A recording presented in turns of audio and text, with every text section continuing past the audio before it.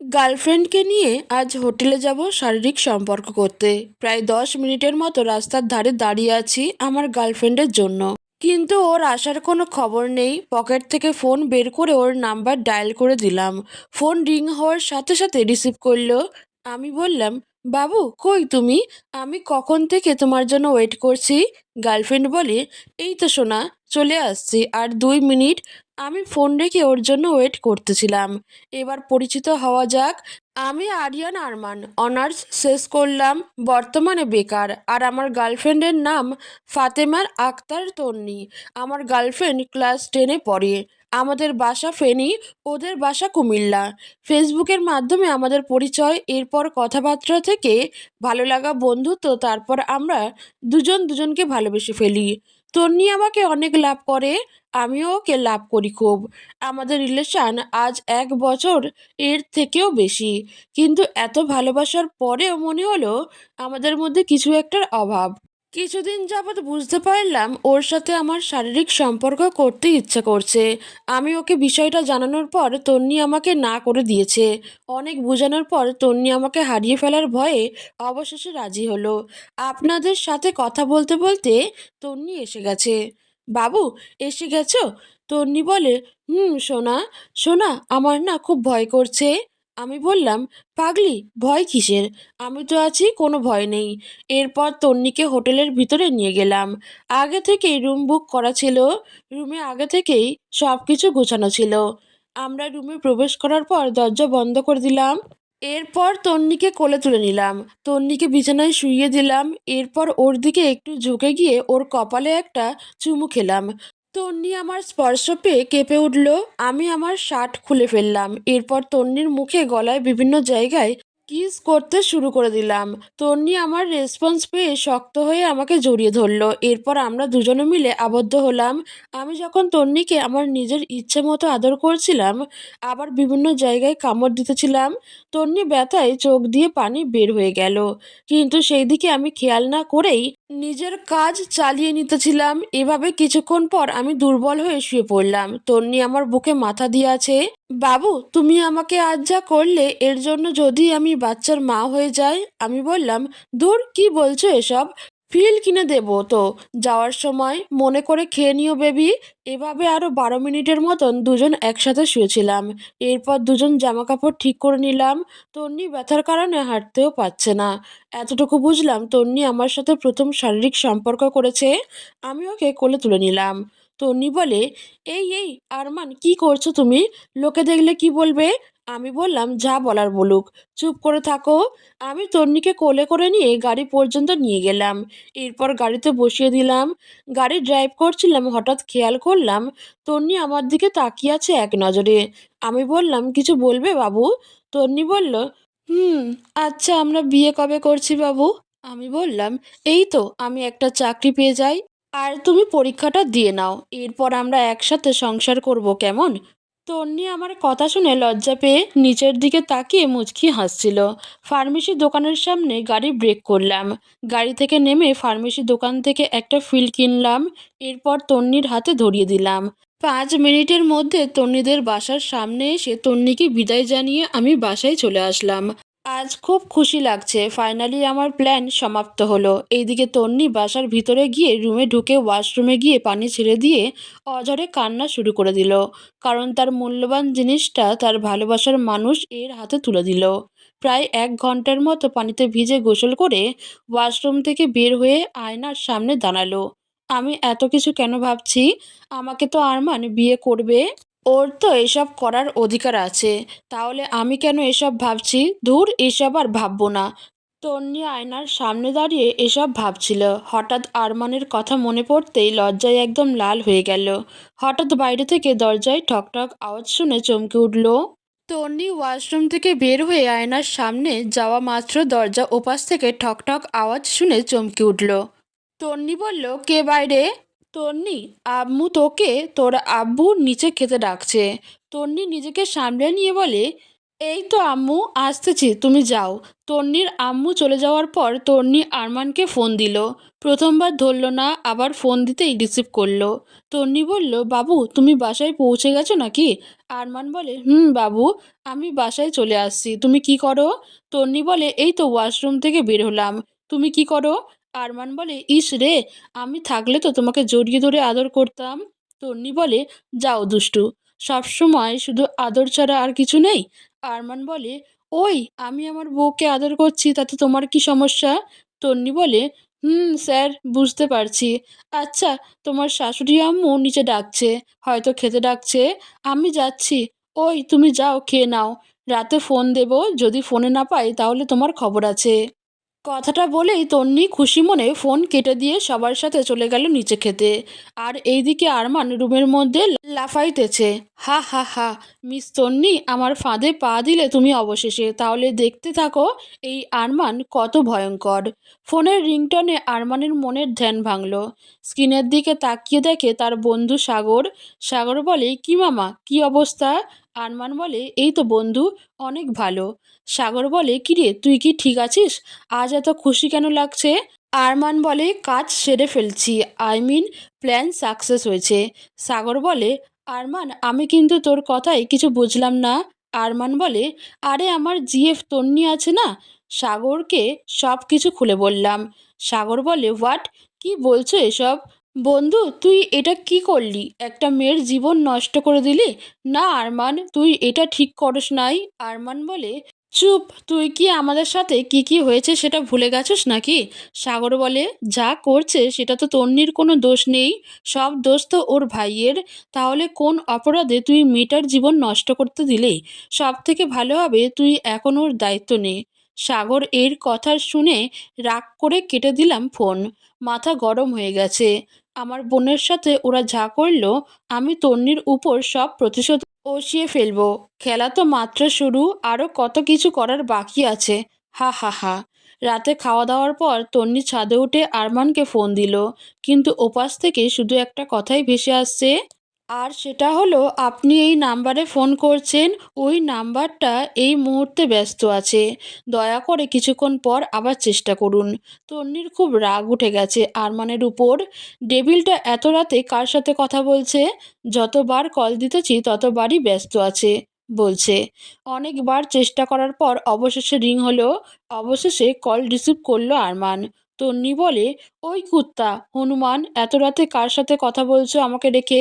আরমান বলে, আরে বাবু, এত রাগ করলে হয় নাকি? বড় ভাই একটা অনেক দিন পর বিদেশ থেকে ফোন করলো, তাই আর কথা বলছিলাম।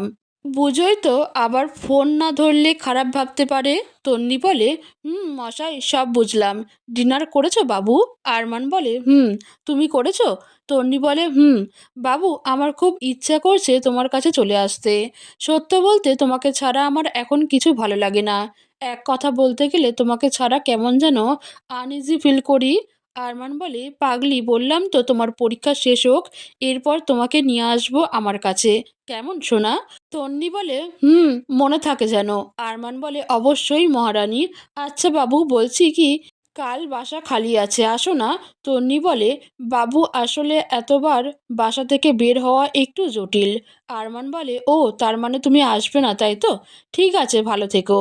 তন্নি বলে, আহারে, এরকম রাগ কেন করছো? আমি তো মজা করছিলাম। আচ্ছা বাবু, কাল আসবো, এবার হ্যাপি তো? আরমান বলে, হুম, খুব বেশি হ্যাপি। আচ্ছা বাবু, আমার ঘুম আসছে, ঘুমাবো।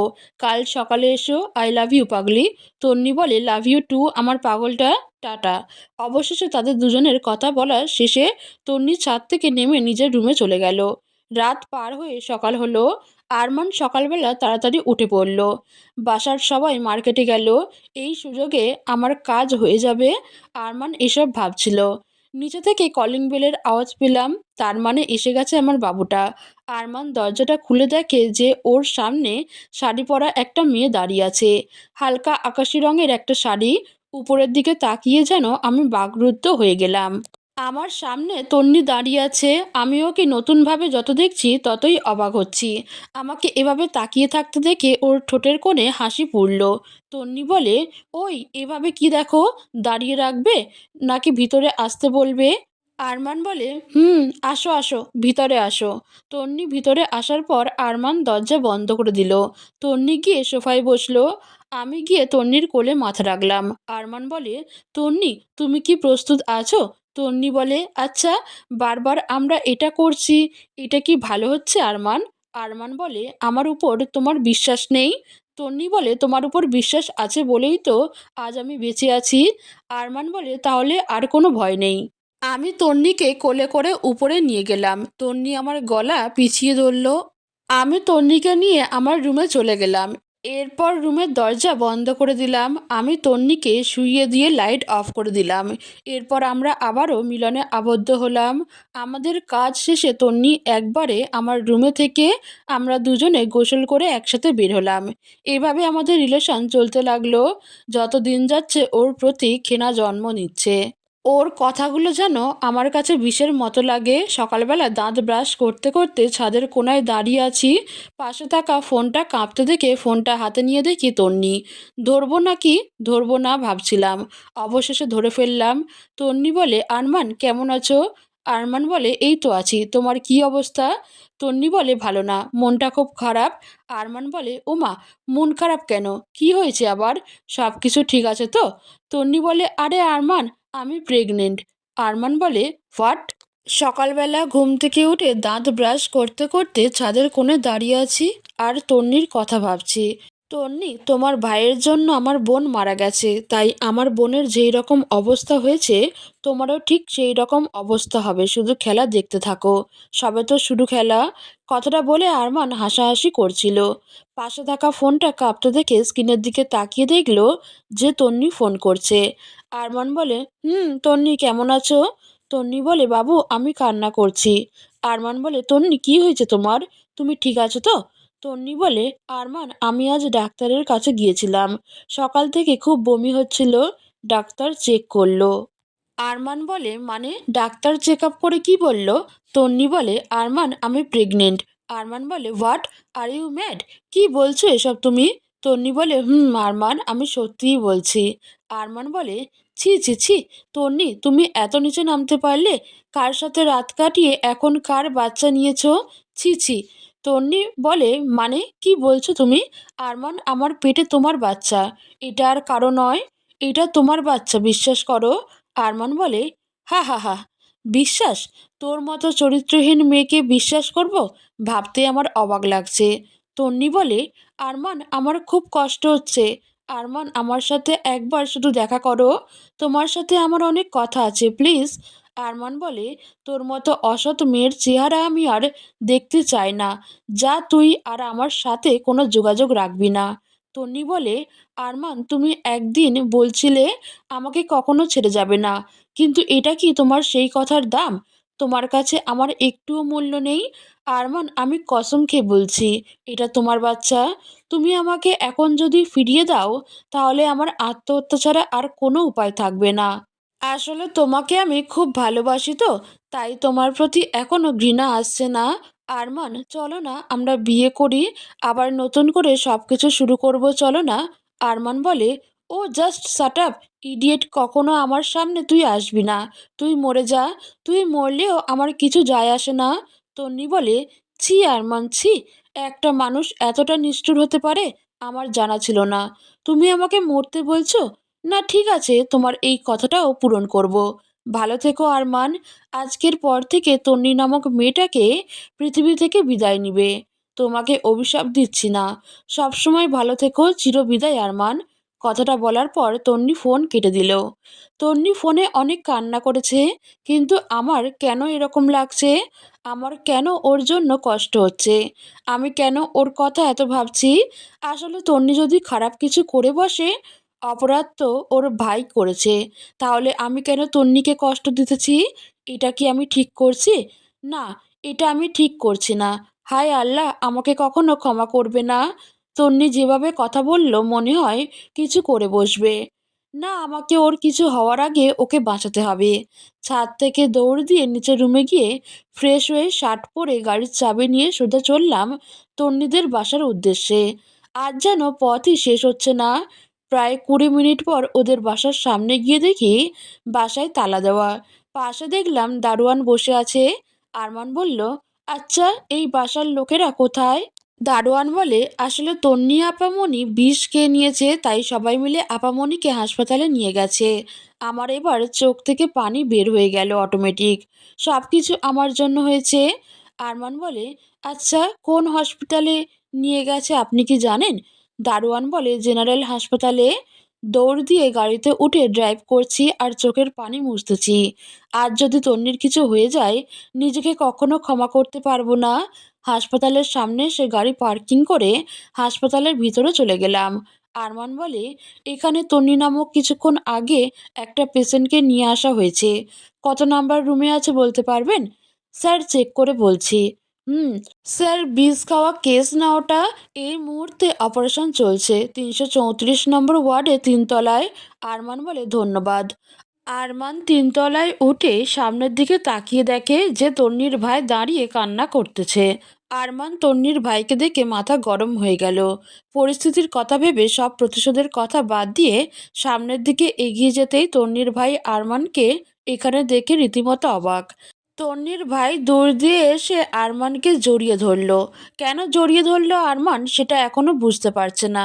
তন্নির ভাই বলল, ভাইয়া প্লিজ আমার বোনকে বাঁচান। আরমানের ইচ্ছে করছে তন্নির ভাইকে এখানে শেষ করে দিতে। অনেক কষ্ট করে নিজেকে কন্ট্রোল করলো। আরমান বলল, তন্নি কিভাবে বিষ খেয়েছে? আপনারা সবাই কোথায় ছিলেন? ওর প্রতি খেয়াল রাখতে পারেন না? তন্নির ভাই বলে, ভাইয়া বাসার সবাই ছিল নিচে, তন্নি নিজের রুমে ছিল। ওর রুম থেকে কান্নার শব্দ শুনতে পেয়ে আমরা দৌড় দিয়ে ওর রুমের কাছে গিয়ে দেখি আমার বোন সেন্স হারিয়ে পড়ে আছে, আর সাথে বিষের বোতল। আরমান বলে, ওকে ঠিক আছে, আপনারা শান্ত হন, অপারেশন শেষ হোক, আর আপনারা সবাই ওর জন্য দোয়া করেন। কথাটা বলেই আমি ওর অপারেশন রুমের সামনে দাঁড়িয়ে আছি। তন্নি, আমি খুব বড় ভুল করে ফেলেছি। তোমার কিছু হলে আমি কি নিয়ে থাকবো? কাকে নিয়ে থাকবো? তোমার সাথে অভিনয় করতে করতে যে তোমাকে অনেক ভালোবেসে ফেলেছি এসব ভাবছিলাম, আর আমার চোখ দিয়ে অটোমেটিক পানি বের হচ্ছে। মনে হলো পিছনে কেউ আমার কাঁধে হাত দিল। আমি ঘাড় বেঁকিয়ে দেখি তন্নির ভাই। তন্নির ভাই, ভাইয়া আপনার সাথে একটু জরুরি কথা বলা যাবে? আরমান বলে, হুম, বলেন। আর চোখের পানি মুছেন। আপনি হাসপাতালে আসছেন, আপনার যদি এই অবস্থা হয় তাহলে বাসার সবার কি অবস্থা হবে বুঝতে পারছেন? ওদের কি সামলাবে? আগে নিজে শক্ত হন। কি বলতে চাইছিলেন বলেন। তন্নির ভাই বলে, ভাইয়া আমি জানি আমার বোন আপনাকে অনেক ভালোবাসে। জানেন, ছোটবেলা থেকেই ও ও আমার কিছু এবং আমাদের সবার কাছে যা চাইছে আমরা তাকে ঠিক সব কিছু এনে দিয়েছি। আপনাকে আমার বোন এত ভালোবাসে যে আমার বোন শেষ মুহূর্তে এসে মৃত্যুর সাথে লড়াই করছে। আপনি ফারিয়ান ভাই, আমি এটাও জানি। আমি ফারিয়ানের সাথে যা করলাম এটা আপনাদের সাথে অনেক বড় অন্যায় হয়ে গেছে। আমি জানি ফারিয়া আমার কারণে অচেনা দেশে হারিয়ে গেছে। আমি আমার সব দোষ মানছি। আমাকে যা শাস্তি দেওয়ার দেন। কিন্তু আমি আপনার কাছে হাত জোর করে বলছি ভাইয়া, আমার বোনকে আপনি নিজের কাছে রাখবেন। আমি আর কিচ্ছু চাই না। আপনি আমাকে যা ইচ্ছে করতে পারেন। কিন্তু আমার বোনকে কষ্ট দিয়েন না। Please, please, please.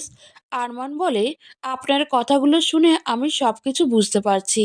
আচ্ছা, যাই হোক, আমি নিজের ভুলও বুঝতে পেরেছি। আর এখন এসব বাদ দিয়ে তন্নির জন্য দোয়া করেন। এভাবে আরও কিছু সময় কথা বলার পর অপারেশন শেষ হলো। ডাক্তার বের হওয়ার পর তন্নির ভাই বলে, তন্নি কেমন আছে ডাক্তার?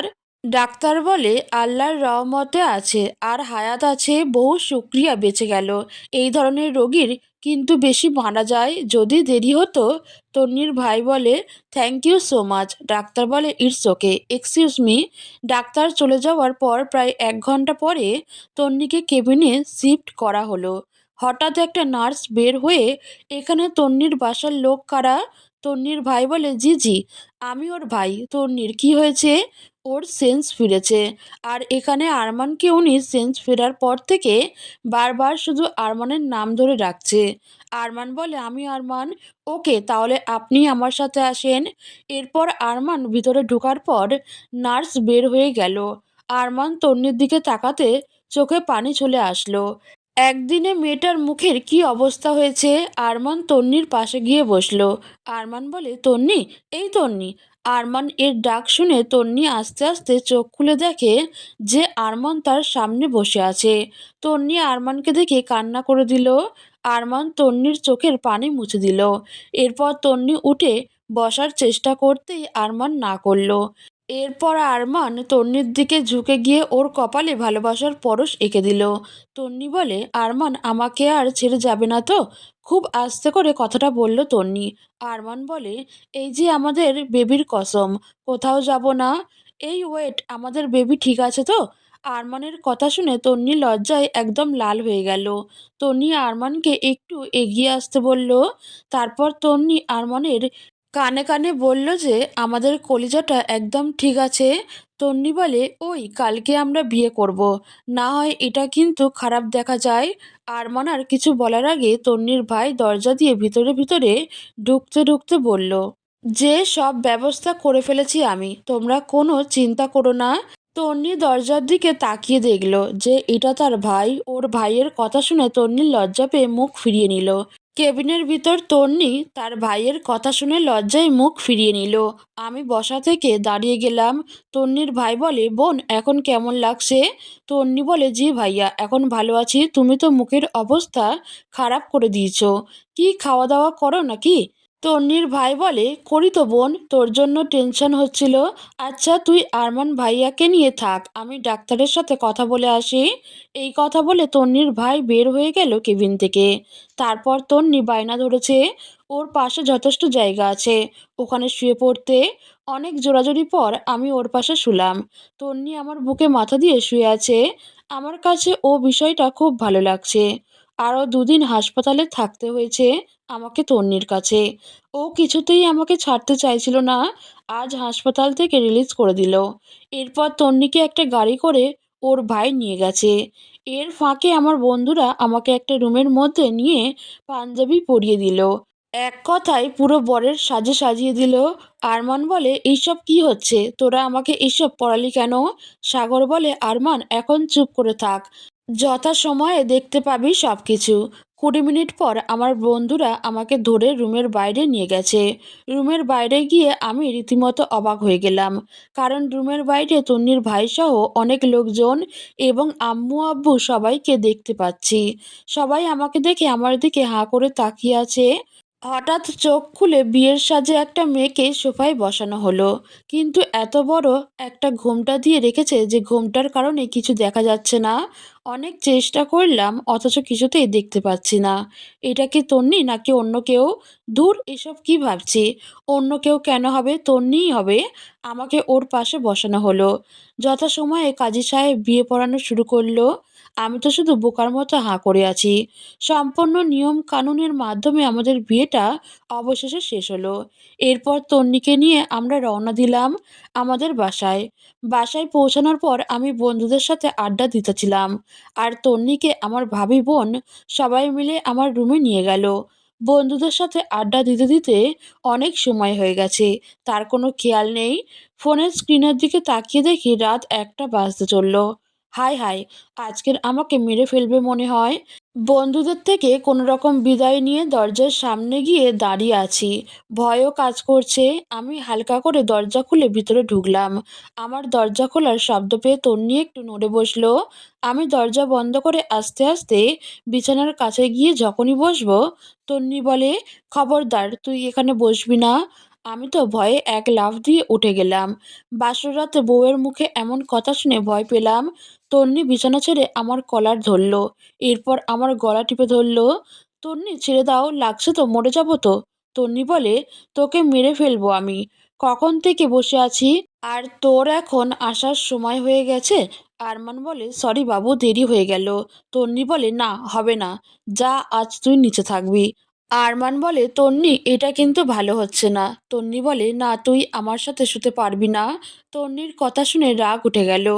রাগ করে বালিশ আর কাঁথা নিয়ে সোফায় চলে গেলাম। এরপর ওপাশ ফিরে সোফায় শুয়ে পড়লাম। আর কোনো শব্দ না পেয়ে আমি এপাশ ফিরে দেখি তন্নিও ওপাশ ফিরে শুয়ে আছে। আমি চোখ বন্ধ করে ঘুমের ভান ধরে আছি। হঠাৎ দেখলাম তন্নি বিছানা ছেড়ে উঠে আমার সামনে এসে আমার উপর শুয়ে পড়ল। আমি এমনভাবে মনে হচ্ছে ঘুমাচ্ছি, আসলে আমি তো ঘুমের ভান করে আছি। তন্নি আমার ঠোঁটে ওর ঠোঁটের ছোঁয়া দিল। আমার যে কি পরিমাণ ভালো লাগছিল বলে বোঝানো যাবে না। সাথে সাথে আমি চোখ মেলে ফেললাম। তন্নি আমাকে জাগা অবস্থায় দেখে লজ্জা পেল। আরমান বলে, কি ম্যাডাম, শেষ পর্যন্ত পারলেন না তো আমাকে ছাড়া ঘুমাতে? তন্নি বলে, শয়তান, এমনিই বললাম আর তুমি অমনি চলে আসলে। আরমান বলে, কি করব, আমার বউয়ের কথা তো তাই। তন্নি বলে, তাই না? খুব দুষ্টামি তাই না? আরমান বলে, আচ্ছা চলো এবার বিছানায় গিয়ে শুবো। তন্নি বলে, না, আমি তোমার বুকের উপর আছি, এখানে আজ ঘুমাবো। তন্নি আমাকে জড়িয়ে ধরলে শক্ত করে। আমি তন্নির মাথা ধরে ওর কপালে একটা চুমু খেলাম। এরপর যা হচ্ছে এটা আমার আর আমার বউয়ের মধ্যে থাক, আপনারা না জানলেও চলবে।